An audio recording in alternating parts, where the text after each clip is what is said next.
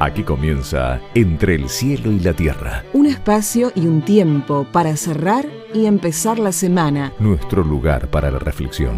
Entre el cielo y la tierra. Con la conducción del padre Guillermo Marcó y Max Gulmanelli. Hola, ¿qué tal? Buenas noches, qué gusto volver a encontrarnos como hacemos todos los domingos acá en Radio Rivadavia, Entre el cielo y la tierra. Esta noche no nos va a acompañar el padre Guillermo Marcó, lo recuperamos, si Dios quiere, el domingo que viene.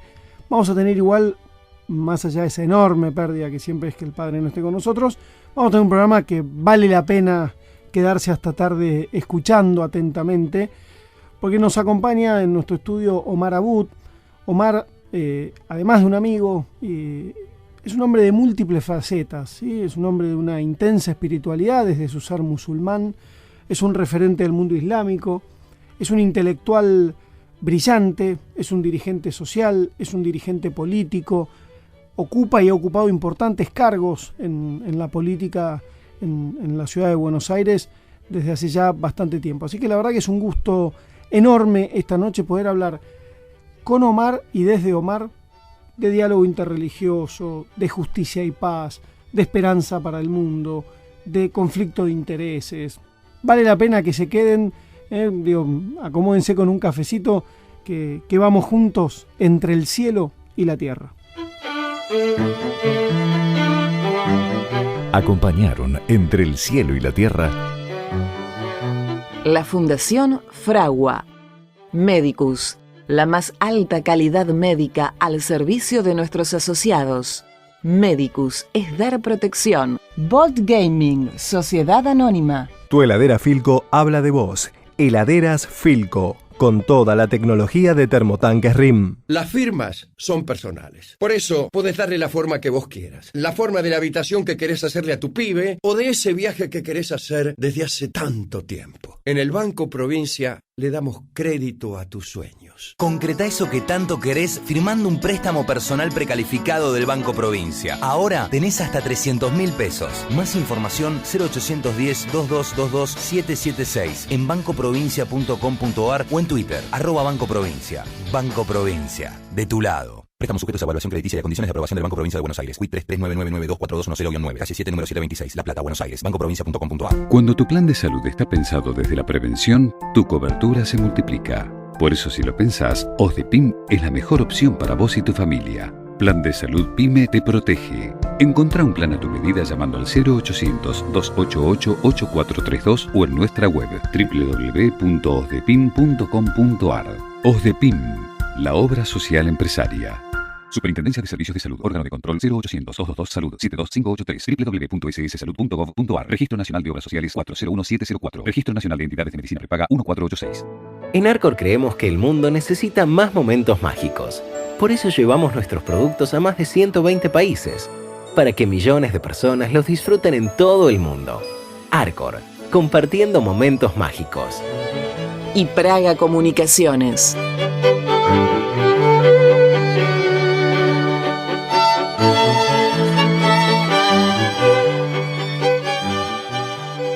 Padre Juan Cruz Villalón, muchísimas gracias por acompañarnos en este domingo a la noche, que el padre Guillermo Marcó ya la semana que viene estará nuevamente con nosotros. Buenas noches, ¿cómo estás? Buenas noches para vos y para toda la audiencia. Un gusto, como siempre, compartir este espacio de comunicación entre ustedes. Es un gusto para nosotros que nos acompañes. La Iglesia nos presenta en el Evangelio de este domingo un grupo de saduceos, ¿sí?, que se le acercan a Jesús y que él le presentan para que pise el palito una historia donde recuerdan que Moisés había ordenado que si alguien está casado y se muere sin tener descendencia, el hermano se tiene que casar con la viuda para garantizar esa descendencia. Y que había 7 hermanos y que se van muriendo y la viuda va pasando de hermano en hermano y finalmente se mueren los 7 y se muere la mujer también. Y le preguntan, bueno, ¿de quién va a ser esta esposa? Ya que los 7 la tuvieron por mujer. Te dejo la palabra. Bien, muy bien. Lo primero, en primer lugar, tenemos que tener en cuenta que este evangelio, ¿sí?, nos va de a poquito introduciendo ya en el final del año litúrgico, el fin del ciclo litúrgico que, como bien sabemos, nosotros el año litúrgico comienza con el Adviento y termina con la solemnidad de Cristo Rey, que celebraremos dentro de unos pocos domingos, nada más, 2 domingos.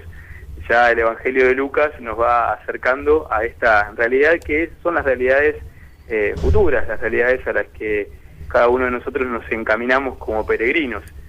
Este Evangelio, como bien lo relatabas, le presentan a Jesús, podríamos decir, esta cuestión un tanto rebuscada, por parte de uno de los grupos religiosos de la época de Jesús, los saduceos.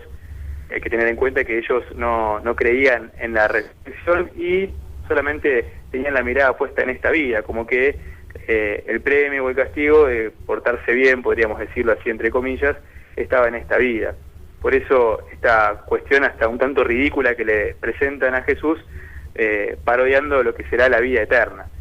Y importante tener en cuenta que Jesús responde no entrando en esas cuestiones de a quién le va a pertenecer la mujer, sino invitando a tener una mirada liberadora de la vida eterna, esa vida plena, esa vida feliz a la que todos estamos llamados, a la que el mismo Jesús nos invita a prepararnos, no como una vida que vamos a vivir después, sino como una vida que empezamos a vivir desde ahora. Lo eterno no es que será después, sino que no tiene fin.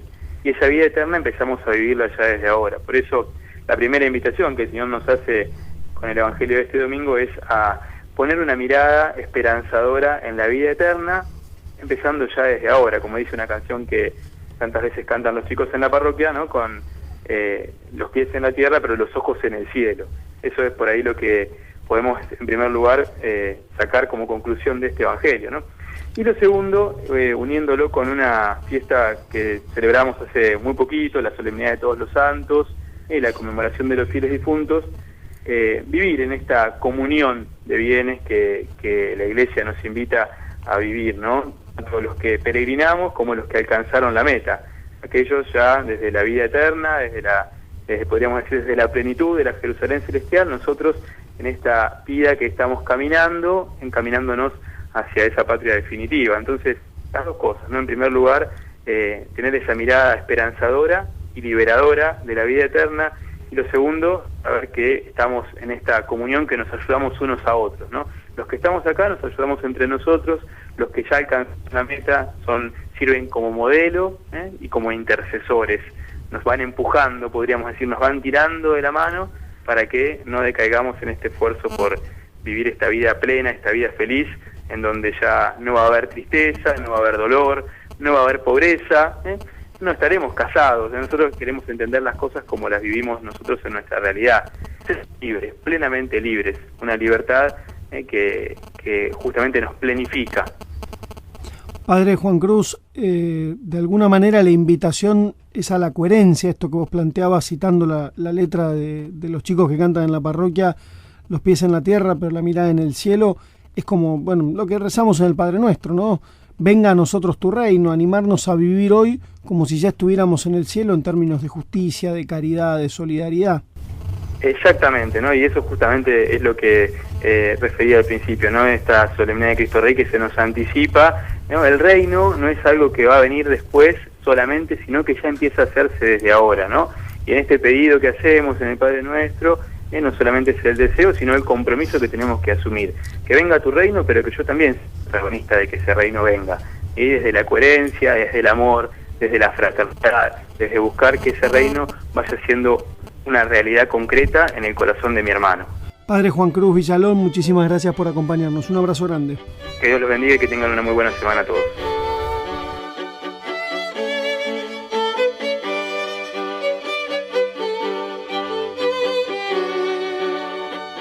Como les anunciaba al inicio, tenemos el gusto de que esté esta noche en nuestro programa Omar Abud.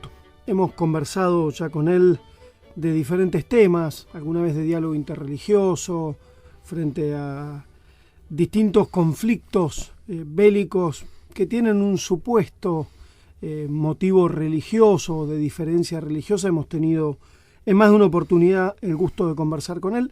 Esta noche está aquí en nuestro programa y desde él vamos a ir tratando de encontrarnos con diferentes valores y culturas. Omar, buenas noches, bienvenido. Buenas noches, muchísimas gracias por la invitación. La verdad es un gusto tenerte acá. Omar Abud, cuesta sintetizarte, porque uno podría decir, bueno, un dirigente del islamismo en la Argentina, uno de los cofundadores junto al padre Guillermo y a Daniel Goldman del Instituto del Diálogo Interreligioso, un dirigente político, un dirigente social, un dirigente religioso, digo, tenés 1000 sombreros, ¿cómo te presento? No, con todos esos y con ninguno en particular, o sea, hoy mi presencia acá, ¿no es cierto?, obviamente obedece a poder hacer un aporte a este programa que aporta a la cuestión de la espiritualidad y aporta a un tema que es no menor en el mundo moderno. Y a la vez en todo lo demás son facetas y de alguna manera desafíos que te pone el destino. O sea, este tipo de cuestión, si vos tenés a pensarlo, si te la pones a pensar así profundamente, no tenés manera de elegirla. O sea, no tenés manera de decir yo me voy a dedicar a la cuestión del diálogo interreligioso, ¿no es cierto?, o que me toque ser un dirigente comunitario. Y después en el hecho de lo político, que sí, en definitiva, fue también una de las variables que cambió mi vida decididamente. ¿Los Abud están en la Argentina desde cuándo? Más o menos. Y mi abuelo vino en el año 1930. ¿De dónde? Mi abuelo paterno vino del Líbano, un inmigrante libanés, se ha nacido en Beirut, y se desarrolló aquí, ¿no es cierto?, en este país, fundó una editorial, empezó trabajando de cocinero, tenía una panadería en Paraguay Reconquista, posteriormente fundó lo que se conoció como la editorial arábigo-argentina El Nilo, y un orgullo, esto yo lo digo con mucho orgullo.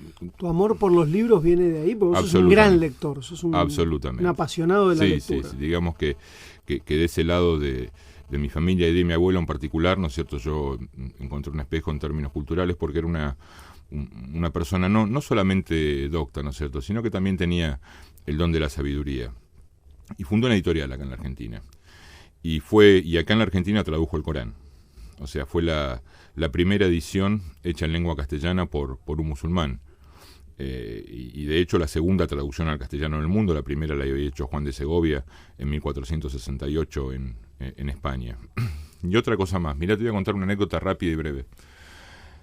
Días atrás tuve la oportunidad de asistir a un congreso internacional de diálogo interreligioso que se hizo acá en la Argentina, y después charlando con el secretario general de este congreso, el doctor Faisal, le dije que le iba a llevar algunos libros. Y le llevé lo que escribimos con Malcoy con Goldman, le llevé muchas de las actividades del instituto, le llevé un Corán traducido, pero también le llevé un Corán en árabe. Y qué dato, ¿no? Porque un Corán en árabe impreso en la Argentina. En la Argentina se imprimió Corán en el año 1960, siendo uno de los pocos, si no el único país de América seguro, pero uno de los pocos países del mundo que pudo elaborar a partir de la genialidad, ¿no es cierto?, de los trabajadores de aquí en términos gráficos y en otras artes, imprimir un Corán sin las tipografías, o sea, ir tallándolo, ¿no es cierto?, con las chapas específicamente y hacerlo acá. Laburo en la muy República artesanal. Muy artesanal a tal punto que este señor me pidió se lo podía dar, porque la verdad, ¿no es cierto?, el tipo de impresión para el año y hecho en un país que no es arábigo parlante, obviamente, realmente era una sorpresa. Decías, bueno, una rama de tu familia se viene del Líbano. Del Líbano. Sí, hace dentro de no muchos 100 años. Dentro de poco van a ser 100 años, efectivamente. Mira, me pones un dato que da una temporalidad, ¿no?, en términos de presencia. Y mi otra familia viene de Siria, de un pueblo que se llama Yabrud, que es un pueblo que queda a poco tiempo de la capital, de Damasco. En otros tiempos, ¿no es cierto? Fíjate una cosa, de alguna manera, después del desmembramiento de lo que eran las provincias del Imperio Otomano, o sea, toda la cuestión de la guerra, se produjo toda una inmigración de Medio Oriente. O sea, de hecho, a nosotros, ¿sabes?, nos dicen turcos por venir con pasaporte del Imperio Otomano, que era, en definitiva, quien regía. Sí, de hecho, nunca me pregunté demasiado por qué resisten tanto el que a todos le digan turcos, porque, bueno, turcos son los de Turquía, digamos. Claro, pero quedó. Sirios, palestinos. Y aparte no, o sea, en realidad el concepto para definirlos serían árabes. O sea, étnicamente semitas, pero árabes. Porque en definitiva, Irak, Jordania, Siria y el Líbano son un invento reciente. O sea, todo pertenecía a la misma zona, ¿no es cierto? Se dividió desde el Imperio Otomano y posteriormente después con las intervenciones y los protectorados franceses e ingleses. O sea, crearon toda esa división política, ¿no es cierto?, que hoy existe en la zona. Pero mi abuelo vino muy humildemente de un pueblo llamado Villabrún, no hablaba una palabra en castellano y se pudo hacer en la Argentina como un comerciante, ¿no es cierto?, ahí en el barrio donde predominaba y de alguna manera todavía quedan vestigios de un gran mercado, ¿no es cierto?, con bazares mayoristas. ¿Te quedan familiares allá? Quedan algunos primos, segundos, primos lejanos, pero no familiares directos. ¿Y tienen contacto en algún momento? Hay alguna rama de la familia que sí, que tiene contacto, que se comunican. Mi tío Yusef básicamente es una persona que también se comunica con otros parientes de allá, básicamente con los del Líbano, con los de Siria no. ¿Tenés idea, tenés diálogo con alguien que la tenga? Porque uno lee en los diarios, lo ve en la tele, lo que es, vimos la gigantesca movida y vos has participado del llamado a la paz del Papa Francisco frente al conflicto en Siria y la posibilidad que había de la invasión por parte de los Estados Unidos. ¿Cómo es vivir en un conflicto en una zona bélica y bélica permanentemente? No son lugares que vos decís, bueno, fueron a la guerra, terminó la guerra y vuelve la vida normal. Parece que la normalidad es la normalidad en esos territorios. La normalidad en Siria sería vivir en paz, ¿no es cierto? Porque el pueblo sirio es un pueblo de paz. Y la verdad, Max, que por lo que yo oigo, por gente, ¿no es cierto?, en mi barrio que todavía tiene parientes allá, a los cuales, ¿no es cierto?, más de una familia tiene algunos fallecidos, es una desgracia.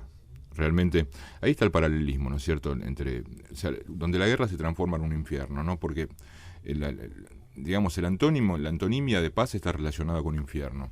Y el infierno es donde hay guerra porque, en definitiva, todo lo que tenés que hacer, comer, pasear, caminar, trabajar, estudiar, se te complica a niveles insospechados. Se te complica a niveles, y más para un pueblo que está acostumbrado, ¿no es cierto?, a vivir incluso con una relación distinta con el tiempo de la que tenemos nosotros, de aprovecharlo todo. ¿Por qué? Y porque en los países árabes, ¿no es cierto?, hay una noción distinta en referencia al tiempo. Nosotros vivimos muchísimo más rápidos. Nosotros pasamos con el tiempo, ¿no es cierto?, y ellos muchas veces se detienen a ver pasar el tiempo. O sea, no tienen quizás la misma vorágine, o sea, son características culturales diferentes que nosotros tenemos en cuanto al consumo. En nuestro país, si vos te vas a un pueblo del interior, probablemente también tengas una efectivamente, semejanza. me parece, es muy válida la comparación. Se puede analogar con muchas de las urbes modernas, pero también con una noción del tiempo diferente de las que se vive en algunas ciudades del interior. ¿No es cierto? Muchos de los pueblos todavía de ahí. Y particularmente lo que ocurre en Siria es una tragedia, y que no queden dudas, ¿no es cierto?, ya que hablamos de cuando participamos en la cuestión de las jornadas de paz. Si no hubo invasión, fue gracias a Francisco. ¿No es cierto? Francisco, yo siempre esto lo venía sosteniendo y lo venía diciendo en una conferencia el otro día. Hacía mucho que la autoridad espiritual no le marcaba un límite al poder temporal. Correcto. En ese sentido, o sea, yo creo que la única voz, ¿no es cierto?, y por supuesto, por la característica que reviste en la actualidad, la más fuerte en términos de por ahora parar la invasión. No fue otra, no fueron la hipótesis de los barcos rusos dando vueltas por el Golfo de Tartus. Fue la voz del Papa. Sí, una voz que fue escuchada y respondida por millones y millones en el mundo. Por todo el mundo y más allá de la Grey Católica. Vos hacías mención a esta traducción que hace tu abuelo del Corán al español, la segunda en la historia de la humanidad. ¿Qué es el Corán? ¿Qué es el Islam? El Corán, para nosotros los musulmanes, es la revelación, o sea, es la palabra increada de Dios, puesta en un lenguaje comprensible para los seres humanos, que no tiene características de temporalidad ni finitud, sino que más bien es un mensaje para todos los tiempos, en donde existen diversos mensajes que tienen que ver con el creyente musulmán, con el creyente que no es musulmán, con el incrédulo, con el hipócrita, con el bueno, con el malo. O sea, es un conjunto de mensajes con características directas y en algunos casos simbólicas que de alguna manera marcan un límite y un código, ¿no es cierto?, para aquel que vive bajo esa norma, entre aquello que está bien, o sea, marcar una idea del bien, y aquello que es incorrecto, ¿no es cierto?, o malo o errático. En ese sentido, marca las expresiones más puras de la doctrina islámica se encuentran en el Corán. Existen también las tradiciones proféticas, o sea, decir que tienen la característica de ser un complemento, ¿no es cierto?, y un anexo hermenéutico y exegético de la cuestión coránica, pero nada dentro de la doctrina del Islam, nada, ninguna de las cosas producidas en términos humanos, porque vos sabés que las religiones tienen una parte de revelación, ¿no es cierto?, que es ampliamente superada en términos de interpretación, ¿correcto? Entonces, en ese sentido, nada contradice lo que dice el verbo coránico. Ustedes reciben una tradición judeocristiana, de alguna manera, en la figura del profeta. Absolutamente. Mahoma. El Islam en ningún momento... Islam quiere decir, o musulmán quiere decir sometido a Dios. En ningún momento la religión se presenta como una religión nueva. Se presenta como un mensaje corroborante, confirmante y de alguna manera continuador de los mensajes anteriores contenidos en los libros anteriormente revelados y en la palabra de los profetas. O sea, es raro, o sea, a nosotros nos resulta sorprendente cómo se sorprende la gente cuando uno le habla del Jesús del Islam, ¿no es cierto? Como habla del Abraham del Islam y el Moisés del Islam. Hasta de cierta presencia de la Virgen María. Por nombre, María es la única mujer mencionada en el Corán. ¿A qué me refiero? Siempre se refiere a la esposa de, la madre de, la hija de. María es la única que es llamada por su nombre. Hay un capítulo completo en el Corán, que nosotros le decimos sura a los capítulos, que se llama Suratul Maryam, o sea, o capítulo de María, que específicamente cuenta no solamente la historia de María en términos de su linaje, o sea, de su devoción, sino también el nacimiento inmaculado, lo que sería en términos católicos o cristianos la anunciación por parte de Gabriel, el nacimiento de Jesús, ¿no? y también, o sea, cómo se presenta por primera vez Jesús al mundo.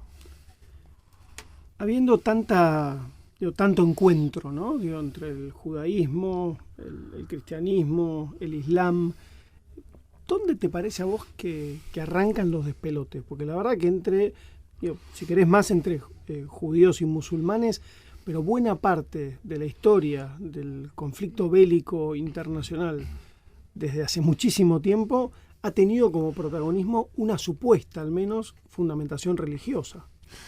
Claro, lo que pasa que lo hablábamos creo que una vez, Max, en términos personales, ¿no? De alguna manera, muchos de los pueblos islámicos tienen su vínculo cultural a partir del hecho religioso. Nosotros, por ejemplo, acá en la Argentina, podemos ser creyentes o no, pero la verdad que no tenemos una fortaleza en la vinculación religiosa. Somos gente de fe, pero vos para que le preguntes o le llegues a hablar de religión a una persona que acabas de conocer en un café, va a ser la séptima o octava pregunta. El primero le vas a preguntar de qué barrio es, de qué cuadro es, a qué colegio fue, en qué club practica algún deporte, si lo practica, cuáles son sus gustos literarios, le vas a hablar de la ley de medios, si es peronista o no. Y después por ahí le preguntas de qué religión es.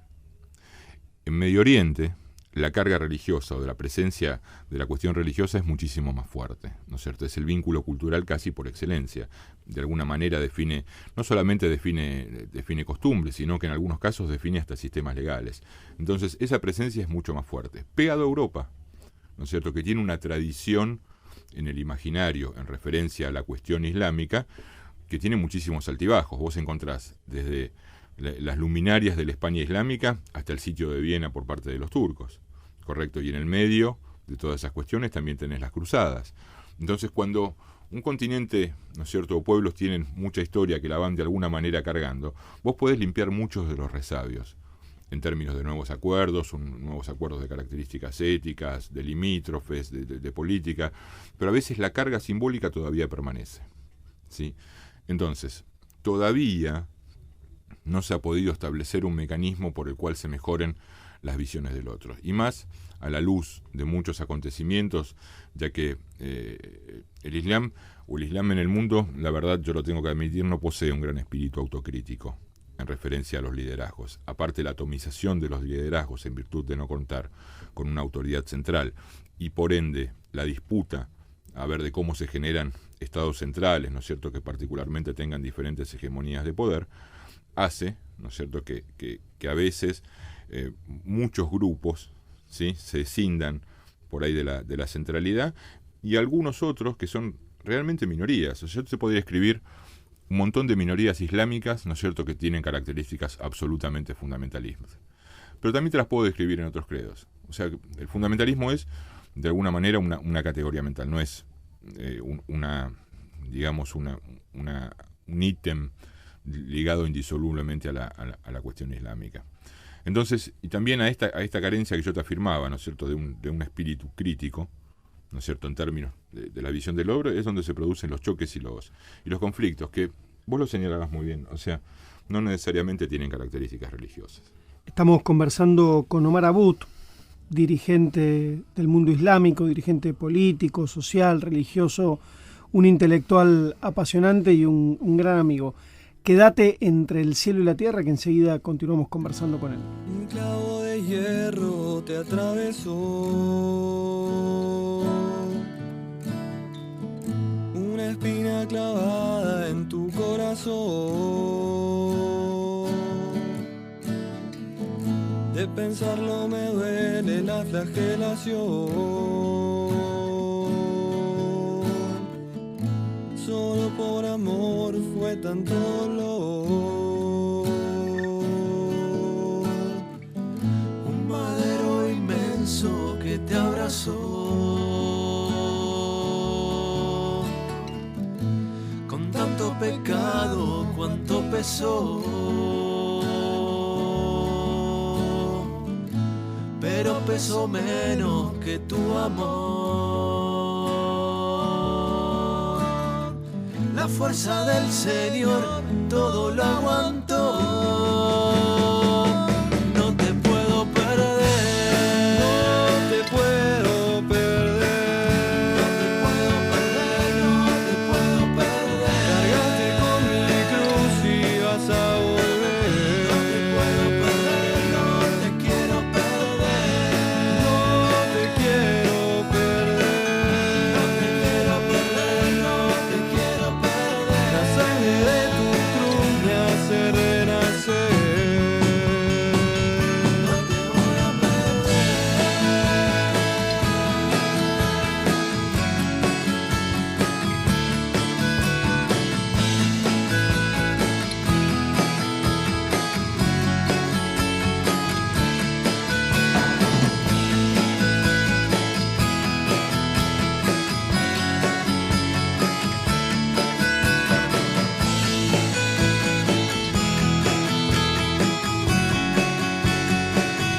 No te voy a perder. A tu fiel rezo y medito en paz.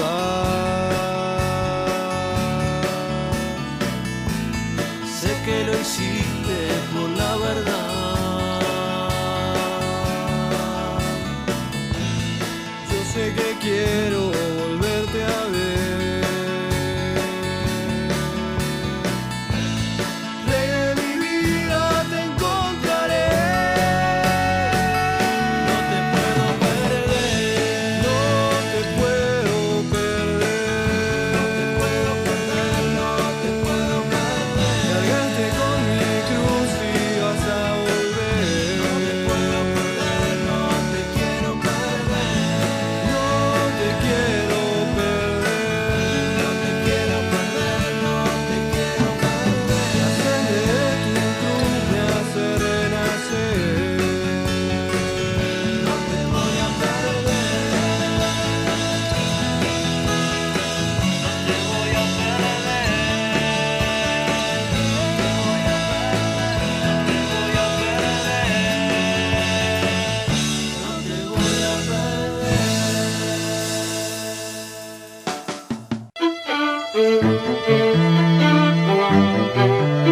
Entre el cielo y la tierra, un espacio y un tiempo para abrir y cerrar la semana.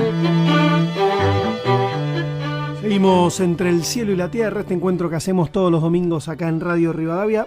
Hoy nos ayuda a encontrarnos Omar Abud, como ya dijimos, un intelectual, un pensador, pero también un hombre de la acción y un referente del mundo islámico en nuestro país. Omar, después quiero volver sobre esto que hablábamos antes del corte, ¿no? De todo este prejuicio, si querés, que ha generado, que ha justificado mucho conflicto. Creo que también atrás de cada uno de estos conflictos hay una industria armamentística que es espectacular, con lo cual, digo, si no fuera lo religioso encontrarían otro motivo para pelearse, ¿no? Sí. ¿Cómo fue tu infancia en la Argentina, ¿no? Nieto de inmigrantes, el turco, como decías vos hace un rato, en un país que tiene en su identidad, vos marcabas que lo religioso no es aglutinante en la Argentina, digo, ser argentino no va de la mano de ser tal o cual religión, ¿sí? Pero creo que sí el crisol de razas y de la mano de eso la fusión o el encuentro interreligioso ha tenido mucho que ver con el argentino, ¿no? Digo, el turco, el ruso, el católico, el español, el italiano, el polaco, digo, todo eso hizo una mezcla y somos esto, ¿no? Más algo de pueblos originarios, porque que también han ayudado a este crisol de razas para que seamos lo que somos, digo. Sí, es un punto exacto, ¿no es cierto? Nosotros en términos de definición identitaria, como pueblos tenemos absolutamente todos esos componentes, ¿no es cierto? De alguna manera la idea de ser nacional, si pudiésemos factorializarla, es decir, la pudiésemos someter a un tipo de análisis de factores, incluye eso también, la gran cantidad de pueblos que han concurrido a la República Argentina y que de alguna manera pusieron su impronta y sus valores. Y en términos de infancia, la verdad que fue brillante. Yo no puedo decir que en la República Argentina haya sufrido ningún tipo de discriminación. Era el turco, era Gardel, ¿no es cierto? O sea, tenía que ver a veces con las artes culinarias, de invitar a comer el tipo de comida de a casa, lo raro. Barrio. También a veces San Cristóbal. Fue el Colegio Bernasconi, ¿cierto? Pero una maravilla, y sigue siendo una maravilla la educación pública, ¿no es cierto?, aquí en la Argentina, esa posibilidad que da nuestro país, ¿no es cierto?, de abrir la puerta y en las escuelas que no te preguntan ni de dónde venís, ni de dónde sos, que hasta el día de hoy, y quizás con más esfuerzo, porque incluso ahora hay medidas y pautas que le permiten de alguna manera hasta reclamar, que antes a veces no se podía, ¿no es cierto?, el lugar con estos nuevos sistemas que hay de inscripción, o sea, que sea de absoluta transparencia, de absoluta garantía la cuestión de la educación pública. En esa época también lo era, y de alguna manera siempre me sentí, siempre mi pertenencia se generó a partir de lo argentino, de lo nacional, si bien con un arraigo, ¿cierto? Por supuesto que vos lo ves en tu casa, o sea, con las costumbres que profesan y manejan tus abuelos, ligado profundamente a valores que ya existían en el pueblo argentino. Se dan muchas comunidades o colectividades. Yo vengo de una familia italiana sin mucho arraigo, la verdad, digo, ni nos enseñaron a hablar italiano, ni había esta cosa histórica y de memoria, pero vos encontrás muchos centros comunitarios de distintas regiones de Italia, de España, judíos, musulmanes. Sí, de todo. Encontrás residentes de cualquier lado y la particularidad de los que españoles. Que son binacionales de alguna manera, digo, porque son sirios y argentinos, sí. Israelíes y argentinos, italianos y argentinos, ¿no? Sí, pero ya en un punto donde estamos todos bajo, como decimos en el libro, todos bajo un mismo cielo. Me parece que la identidad nacional y nuestro ser nacional tiene muchos puntos de partida, obviamente fundamentados en ese arraigo. Pero ¿sabes qué? En la comunidad árabe, desde hace muchas generaciones, ya muchas no, por ahí 2 o 3, no tenemos un solo pasaporte. De la misma manera que los italianos, ¿no es cierto?, los españoles, o sea... Tienen uno solo. Nosotros nos reconocemos absolutamente argentinos. Tenemos, y eso es realmente un orgullo, porque si vos te pones a analizar la historia de nuestro país, Max, nosotros somos capaces de cuestiones excelsas y también de muchas cuestiones grotescas. ¿Sí? Hemos sido grotescos muchas veces en nuestra historia, o muchas veces nos ponemos de acuerdo en el error, que eso es una maldición, ponerse de acuerdo en el error. Pero también somos capaces de generar construcciones como esta, porque a veces pasa desapercibido. La cuestión del diálogo interreligioso parece ser una cuestión más relacionada con la diplomacia que con un eje de acción específico, y en realidad, ¿me entendés?, es un trabajo constructivo que tiene que ver con la idea de generar una alteridad y una otredad sana, ¿correcto? Una cuestión integradora, como decía el entonces Bergoglio, la cultura de un encuentro, ¿no es cierto? Y un encuentro que se da no solamente en el hecho religioso en sí, que no es sincrético, que preserva las identidades, sino también en la idea del espacio público, ¿no es cierto? Porque el espacio público es naturalmente la idea, el lugar profundo del diálogo. A veces cuando alguien dice, bueno, el espacio público se invade y bueno, no, pará, ese es el espacio de los comunes, es donde el habitante dialoga con el otro de múltiples maneras, o caminando juntos, no sé, o sentados en la misma plaza, pero es un espacio para el diálogo, no es un espacio para monólogo. Cuando se genera el monólogo es porque alguien se lo apropió. ¿Cómo es tu paso del Instituto Bernasconi, de esa primaria Parque Patricios, ¿sí? Y vecinito de San Cristóbal? ¿Cómo pasás al secundario? Primero en la Ciudad de Buenos Aires, ¿no es cierto? ¿Época? En 1978, la plena dictadura. Era absolutamente... Tiempos difíciles para ir a la escuela. Y sí, y particularmente para ir a esa escuela Aires. que estaba absolutamente, en términos culturales, militarizada, ¿no es cierto? Donde donde te bajaban un montón de línea y donde voy a cometer si quiere, un acto de pedantería. Yo me llevé historia siendo el tipo que más sabía historia en la división, justamente no porque tuviese a los 13 o 14 años un fuerte arraigo ideológico. Pero yo en esa época era rosista, ¿no es cierto? O sea, en el mejor de los sentidos, cuando te llama la atención una figura histórica en términos de que en todos los libros la encontrás detractada, ¿sí? En términos de averiguar, de empezar a ver, me había generado toda una cuestión con la idea de soberanía. Y en realidad, para la línea que se manejaba, o sea, la línea, tendríamos que poner a hablar mucho de lo que es el mitro-marxismo histórico, ¿no es cierto?, y lo que es el revisionismo histórico. Yo, sin saberlo en esa época, era un revisionista. O sea, estaba más de acuerdo por ahí con lo que expresaba Fermín Chávez o José María Rosa, sin tener acceso a Max, porque no es que tenías acceso fácil a los libros, que lo que estaba en los manuales oficiales. Uh-huh. Entonces, bueno, tenía mis serias discusiones con la profesora, a la cual me encontré después de muchos años. Y se lo pude manifestar, ¿no? Pero no, en otras circunstancias que hoy no voy a contar.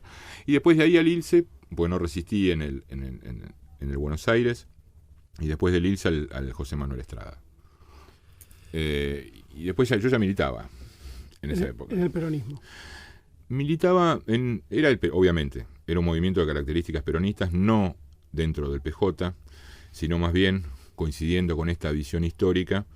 Yo fui alumno de José María Rosa, del que escribió los libros de historia de la Argentina, y trabajaba con una gente que era la que publicaba en ese momento Revista Línea, que era una revista de visión nacional, ¿no es cierto?, de visión popular, pero que expresaba y veía la idea del peronismo más allá de más allá de la cuestión dirigencial o específicamente estructural en la idea partidaria, el único movimiento filosófico político surgido de Latinoamérica y que después tuvo un ámbito de proyección mundial en esta idea que en ese momento, en 1945, era geopolítica, que era la tercera posición, a hoy, que es una idea de tercera posición de características sociales.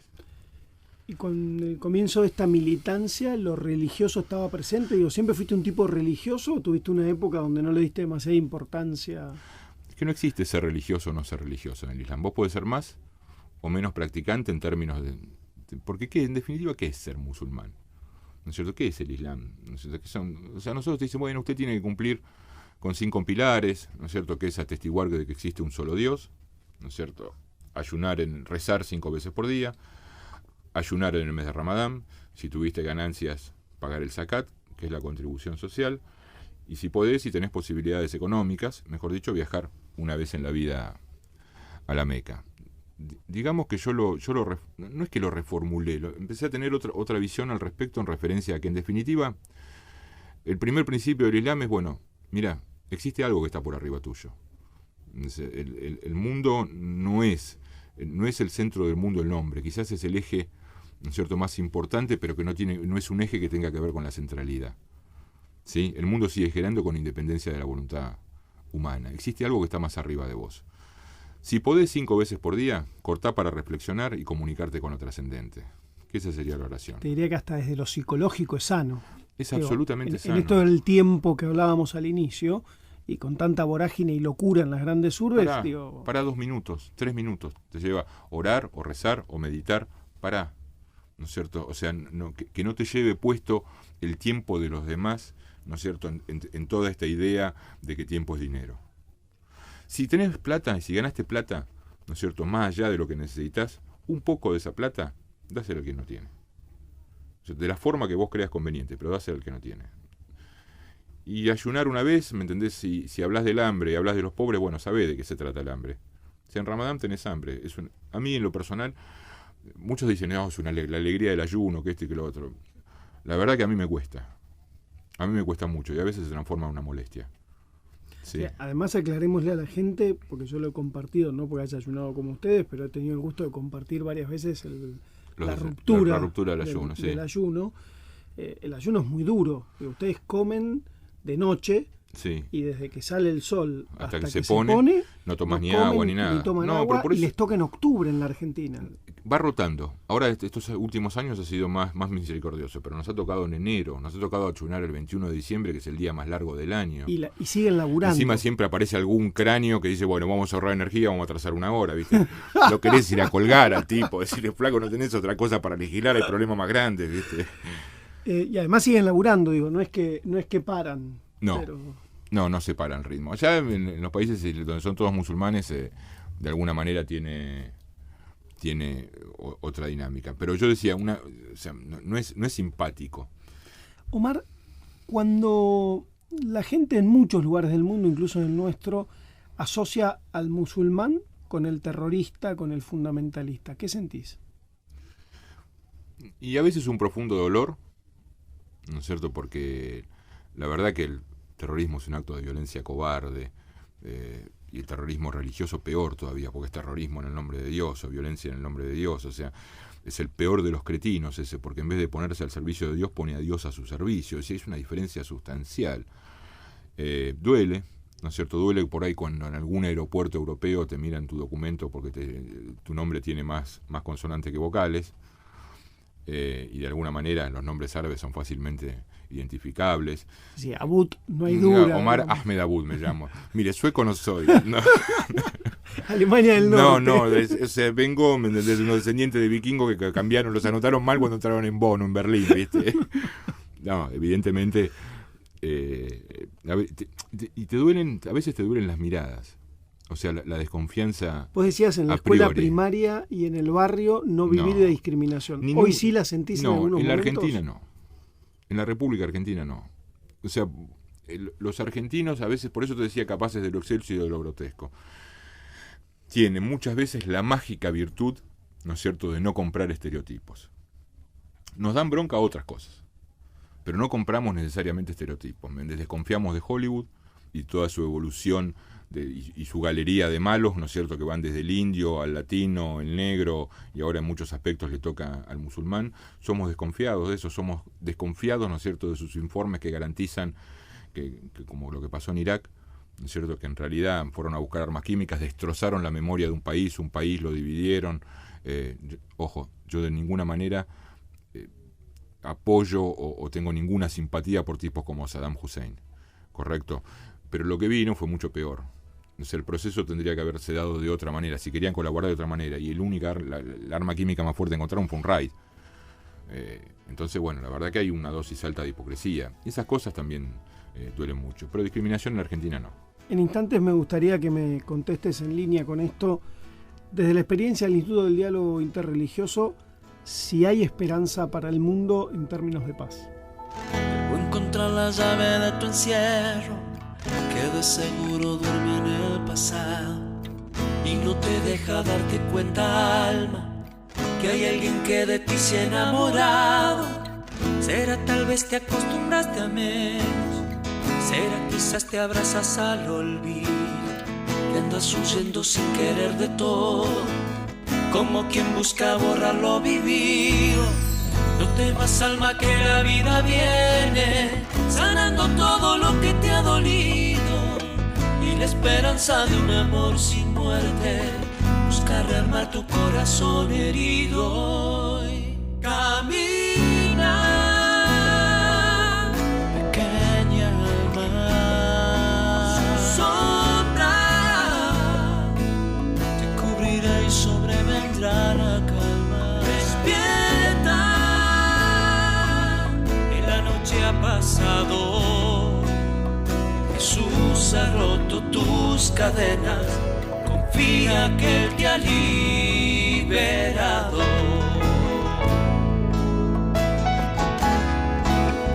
Él te ha liberado. Entre el cielo y la tierra, con la conducción del padre Guillermo Marcó y Max Gulmanelli. Estamos conversando con Omar Abud. Omar, te preguntaba hace instantes si frente a este escenario mundial, ¿sí?, donde, como decíamos en un momento, hay un negocio fenomenal también atrás del conflicto, y tomando en cuenta esta experiencia gigante que tanto el padre Guillermo Marcó, el rabino Daniel Goldman y vos, con otra gente que lo fue acompañando con mayor o menor protagonismo, que es el Instituto del Diálogo Interreligioso, que es un cambio cultural muy significativo, si la humanidad puede tener esperanzas de que vamos a tener un mundo en paz. Dos esperanzas. Vamos a la primera, que es la más fácil, la de los tiempos mesiánicos. San Lorenzo va a salir campeón. Yo la verdad que no soy palabra autorizada, pero no creo, ¿no es cierto? Mi corazón es muy azul y amarillo como para poder aceptar semejante afirmación, ¿no? Pero bueno, lo cierto es, Max, que tenemos la experiencia mesiánica, la que tiene que ver con los libros y cuando venga Jesús otra vez a la tierra, como sostiene también el Islam, ¿no es cierto? La segunda venida de Jesús, vamos a vivir un tiempo de paz en términos de... incluso por por el discernimiento que va a aportar en términos de lo que es una religión verdadera a los humanos. Lo demás depende de nosotros en términos de construcción. O sea, lo primero que tenemos que hablar es que las ideas religiosas, ¿no es cierto?, o la religión en sí, no produce vínculos bélicos, o sea, vincularse bélicamente o vincularse agresivamente con una persona. Somos los hombres, detrás a veces de negocios fenomenales, ¿no es cierto?, y a veces cuando no te dejaron nada que perder. Correcto, tanto una por el exceso como el otro por la carencia. Muchos tipos, como decimos, este tipo agarró, se puso un cinturón de bombas y se explotó. Porque le prometieron el paraíso. No es porque le prometieron el paraíso. O sea, ya el tipo ese a veces difícilmente crean algo, ¿sí?, si lo cree, pero básicamente es un tipo que lo dejaron sin nada que perder. Es muy complicado cuando vos dejás a la gente sin nada que perder, porque hace cualquier cosa. Por eso son cuestiones que tenemos que ver. El mundo moderno tiene que equilibrarse. Pero alguna mirada del más allá tiene que tener, porque si no, a ver, o estás en un psiquiátricamente muy complicado y sí, lo que estás haciendo es suicidándote, sí, o estás inmolándote porque crees que hay algo que a cambio de eso. Yo no niego que haya alguno, de eso, que haya personas que se lo planteen desde la visión del más allá. Pero yo lo voy a repreguntar con un ejemplo que me parece quizás el más apropiado. Quien se levanta desayunando con su familia y después de que cayó una bomba se acuesta durmiendo solo, al otro día está dispuesto a cualquier cosa. Sin duda. Crea o no crea. En términos humanos te lo estoy diciendo, ¿eh? Te lo estoy diciendo. Y a veces eso ocurre. No es que no ocurre. ¿Cuán constructores de paz tenemos que ser en el día a día nosotros? Esto vos planteabas recién de esta construcción colectiva. Pues me da la sensación que muchas veces pensamos, para no ponerlo en tercera persona, que en el fondo la paz en Oriente Medio es un tema de Obama, de Shimon Peres, de Mahmoud Abbas, sí, pero que Omar y Max no cortan el bacalao ahí. ¿Somos constructores de paz? Digo, ¿cambia el mundo porque vos y yo seamos gente de diálogo y constructores de paz? No lo cambia, pero aporta. ¿Sí? O sea, como todo gran camino, un pasito. No lo cambia, pero aporta. Acá en Argentina el diálogo, si se quiere, es en términos preventivos. Así como hay guerra preventiva, el diálogo también tiene que ser en términos de prevención. Pero lo que podemos llegar a generar es una mentalidad que tenga que ver con la idea de sentarse a la mesa, Max. Hoy por hoy ni siquiera hay gente que no se quiere sentar en la mesa, o sea, para discutir cosas, que es mucho más cómodo verlo desde su pedestal que desde... Obviamente no incidimos en Medio Oriente. No nos queda muchísimo tiempo, pero aprovecho tu comentario para tirarte dos en una. Vos nombraste al Papa Francisco en más de una oportunidad, sos un hombre, sos un amigo de Francisco, hoy aparecen millones de amigos. Yo soy amigo de Bergoglio. Está muy bien. Correcto, o sea, el tipo de distancia que se toma, el hecho de siendo elegido Papa, sería una pretensión de mi parte. O sea, es el mismo sentimiento acrecentado, el mismo amor, el mismo afecto y todo eso, pero la palabra amistad es otra cosa, me parece, ¿no? Y te lo complemento, vos decías, hay algunos que no se quieren sentar a la mesa. La política argentina, vos sos un dirigente político, militás desde muy jovencito, fuiste ministro de Desarrollo Social de la ciudad con Jorge Tellerman, hoy sos director de la Corporación Sur, que es un organismo que tiene que ver con el desarrollo de uno de los sectores más postergados históricamente de la ciudad, que es el sur. La figura de Francisco, de tu amigo Jorge Bergoglio, y la política argentina que no ha terminado de madurar al punto de que gente que debería trabajar junta con sus diferencias no se quieren sentar a la mesa o no quieren compartir una foto. ¿Tenemos esperanza para la Argentina? Sí tenemos esperanza. En Argentina siempre hay esperanza. O sea, como decía Bergoglio, lo escuché más de una vez, y no hay, la esperanza es algo que no hay que dejarse robar, por más que lo intenten. Lo que tenemos que hacer acá me parece justamente el fenómeno inverso a la cuestión de la espiritualidad. ¿Qué quiero decir? No tenemos que dejar que en la Argentina se formen religiones políticas, ¿sí? Donde aparecen profetas fundamentalistas, ¿no es cierto?, que tienen o que plantean una sola voz en términos de una visión nacional. Cuando vos te sentás en la mesa del diálogo, Max, tenés que tener la cabeza preparada para ver modificada tu realidad. Y ver modificada tu realidad es elegir un mejor camino, ¿no es cierto? No es cambiar tus convicciones y tus principios. El otro argentino no es tu enemigo, ¿no es cierto? El otro argentino es un connacional que siente, vive, ve, ama y de alguna manera se distingue de la misma manera que lo haces vos. El hecho de pertenecer a determinado grupo no te da ninguna característica especial en términos de ser más o menos nacionalista. ¿Sí? ¿Estamos de acuerdo? Cuando vos lo empezás a plantear en ese sentido, empezás a plantear, ¿me entendés?, la política con métodos religiosos, y eso sí es peligroso, porque genera unas fracturas culturales impresionantes y difíciles de revertir. Omar Abud, dirigente del mundo islámico, dirigente político, social, religioso, un intelectual apasionante y un gran amigo. Muchísimas gracias por acompañarnos. No, gracias a ustedes. Nos vamos a reencontrar el domingo que viene acá en Radio Rivadavia. Nos acompañaron Toto Berlingeri en la operación técnica y Elías Cisterna en la operación general. Buena semana para todos. Chao. Acompañan Entre el cielo y la tierra La Fundación Fragua. Medicus, la más alta calidad médica al servicio de nuestros asociados. Medicus es dar protección. Bolt Gaming, Sociedad Anónima. Tu heladera Filco habla de vos. Heladeras Filco, con toda la tecnología de termotanques RIM. Las firmas son personales. Por eso podés darle la forma que vos quieras. La forma de la habitación que querés hacerle a tu pibe o de ese viaje que querés hacer desde hace tanto tiempo. En el Banco Provincia le damos crédito a tus sueños. Concretá eso que tanto querés firmando un préstamo personal precalificado del Banco Provincia. Ahora tenés hasta 300.000 pesos. Más información 0810-2222-776 en bancoprovincia.com.ar o en Twitter, @Banco Provincia. Banco Provincia, de tu lado. Préstamos sujetos a evaluación crediticia y a condiciones de aprobación del Banco Provincia de Buenos Aires. WIT 3399924210-9, calle 7, número 726, La Plata, Buenos Aires. bancoprovincia.com.ar. Cuando tu plan de salud está pensado desde la prevención, tu cobertura se multiplica. Por eso, si lo pensás, OSDEPIM es la mejor opción para vos y tu familia. Plan de Salud PYME te protege. Encontrá un plan a tu medida llamando al 0800-288-8432 o en nuestra web www.osdepim.com.ar. OSDEPIM, la obra social empresaria. Superintendencia de Servicios de Salud, órgano de control 0800-222-SALUD 72583, www.ss.salud.gov.ar, Registro Nacional de Obras Sociales 401704, Registro Nacional de Entidades de Medicina Prepaga 1486. En Arcor creemos que el mundo necesita más momentos mágicos. Por eso llevamos nuestros productos a más de 120 países, para que millones de personas los disfruten en todo el mundo. Arcor, compartiendo momentos mágicos. Y Praga Comunicaciones.